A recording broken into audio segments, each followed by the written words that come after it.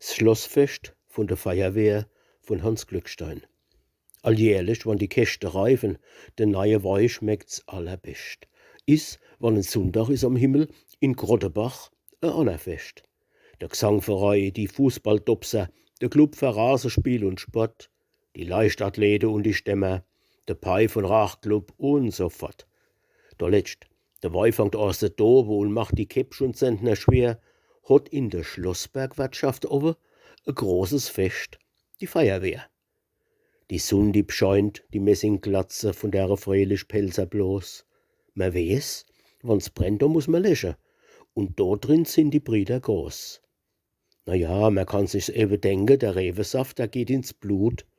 Und erst der Bitzelsaft, der Gele, wann der einmal seine Wirkung tut.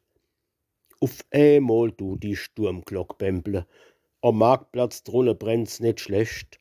Und es sitzen grottevoll die Herren verkniegt dort auf'm Schlossbergfest.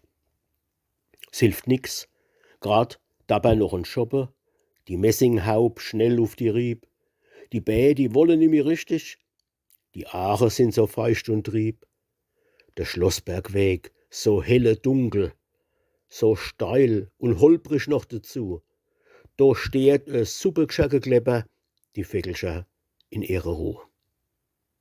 Dann hört man Borzle, Fluche, Schenne. E Weilchen is es ruhig dann. Da kollert auf dem Marktplatz nunne e Ding als wie e Messingkorn. Wie's Haus grad fallt im Feuer zusammen. Vom Berghang saust der Haver her und alles ruft: Die Helme, sie kommen. Jetzt kommt auch gleich die Feuerwehr.